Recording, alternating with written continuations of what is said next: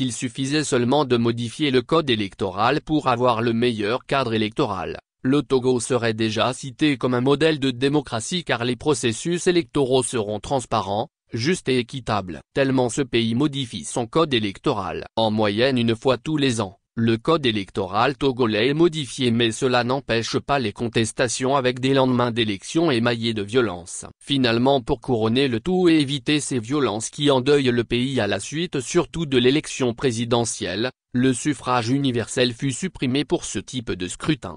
En début d'année, le 23 janvier 2024 pour être plus précis, l'Assemblée nationale a modifié le code électoral portant le nombre de députés à 113. 9 mois plus tard, ce code subira de nouveau une modification. Le gouvernement réuni en Conseil des ministres a adopté le 18 septembre 2024 un projet d'ordonnance dans ce sens. Ainsi donc, en l'espace de 3 ans, le code électoral togolais a été toiletté près d'une dizaine de fois entre le 11 octobre 2021 et le 23 janvier 2024. Il a été modifié le 6 novembre 2019, le 22 mars 2013, le 19 février 2013, le 29 mai 2012, le 30 mai 2022.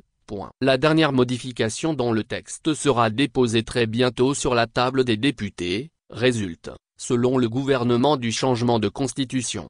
Fruit des réflexions engagées pour améliorer le cadre électoral dans notre pays en tirant les leçons de l'organisation des différents scrutins au cours des dernières années et en se conformant aux évolutions induites par la Constitution en vigueur, le texte a fait l'objet d'harmonisation avec le nouveau cadre constitutionnel et d'adaptations techniques issues de diverses contributions, notamment celles des acteurs politiques réunis au sein du cadre permanent de concertation les 3 et 17 septembre 2024 à Lomé, lit-on dans le justificatif du Conseil des ministres.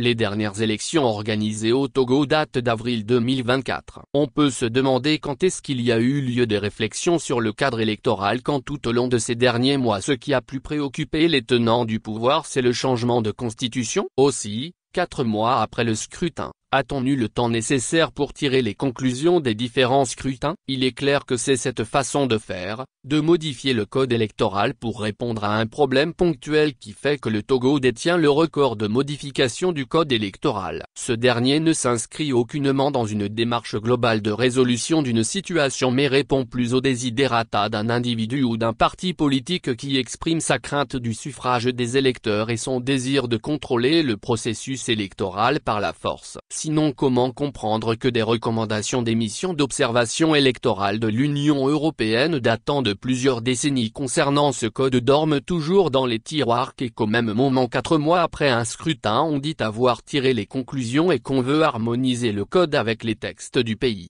Tout comme pour le changement de la Constitution, il n'y a pas eu de débat autour de la modification du code électoral. On se rappelle que par le passé qu'à chaque fois qu'il urge de modifier le code électoral il y a eu débat dans l'opinion. Qui ne se rappelait du débat qui a eu lieu sur la télévision nationale entre le ministre Pascal Bojona, Madame Kafuya Djamabo Johnson, Jean Kissi... au sujet du code électoral. Aujourd'hui, le code est modifié sans que personne ne sait les modifications qui y seront introduites. Tout se fait comme si l'avis des autres acteurs socio-politiques ne compte pas. Mais pour le gouvernement, le sujet a été abordé au sein du CPC dans ses séances du 3 et 17 septembre 2024. Mais comment pour un sujet aussi important et qui engage la vie de la nation on ne prend pas suffisamment de temps pour en parler, et qu'il a suffi de 2 séances de discussion au sein du CPC pour que le texte ne soit adopté le lendemain en Conseil des ministres alors qu'on consacre des jours à des sujets de moindre importance dans ce pays.